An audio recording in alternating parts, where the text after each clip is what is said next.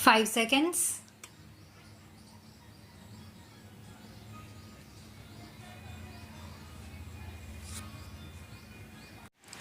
Mr. Vice Chairman, Sir, I am thankful to you for allowing me to speak on this subject because it is better late than never.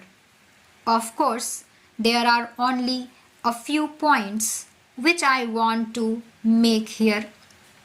Railway budget to me is another attack by the government on the general masses of the country when it has built the hopes of these masses. Railway is the only means by which the general mass of people can travel at comparatively cheaper rates. But every year you are raising the fare gradually to such a point that the railways no longer remain a transport for the poor people in the country. Fares for both the classes have been raised. Even the rate of platform ticket has been increased. The parcel rate has also been increased. In this way, government is trying to earn revenue at the cost of the sufferings of the people.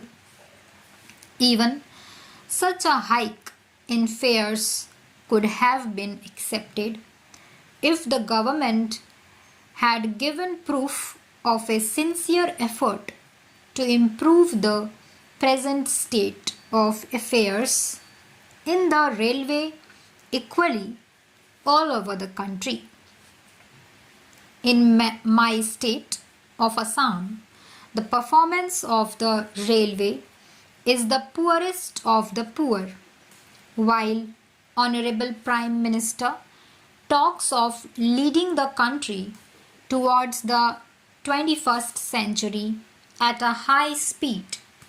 The only meter gauge train, which is the only railway connection between Guwahati and Dibrugarh in Assam, takes 18 hours to run between these two places situated at a distance of about 500 kilometers only. So far as the northeastern region is concerned, the government seems to be very much apathetic. The meter gauge tracks in Assam were built by the Britishers, while in independent India, the whole country has been having broad gauge lines. In Assam, the broad gauge line has been extended up to Guwahati only. It was after the Chinese aggression that the railway bridge over the Brahmaputra was built and the meter gauge railway line on the north bank of the Brahmaputra was laid. Shall we have to wait for the rest to get the railway lines modernized and improved and extended? The existing meter gauge tract was built by the alien rulers to carry tea, coal and oil from the upper Assam area, and it was built not for the convenience of the people. Therefore, the line is running without touching the major towns.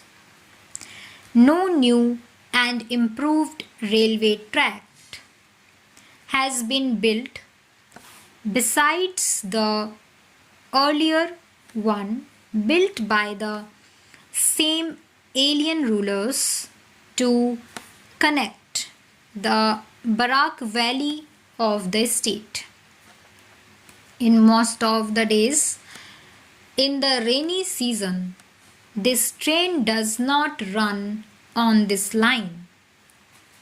Whenever we demand improvement of the railways in Assam, the minister gives his prepared reply of dearth of funds. It is very much unfortunate. In 1971, the government assured us of establishing a railway division at Rangia. But now the government is trying to eat back its own words. Last year, when we met the railway minister, he replied that there was no proposal to start new division, but only in the case of Assam this remark is applicable. The government has proposed new divisions in other states. I want to know why the government is taking such a stand in the case of Assam only. The demand for a bridge over the Brahmaputra has also been turned down on the plea of the constraints of funds. This bridge would connect the remote areas of Arunachal with the rest of the country and would help tremendously for the socio-economic development of the whole northeastern region.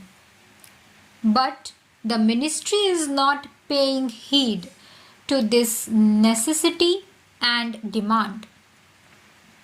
The main railway tract is running through the city of Guwahati, and the state government as well as the people have been demanding to shift the tract from the middle of the city to a side. But the ministry is not in favor of doing so. There are about 40 railway crossings in the state, but there are only a few flyovers.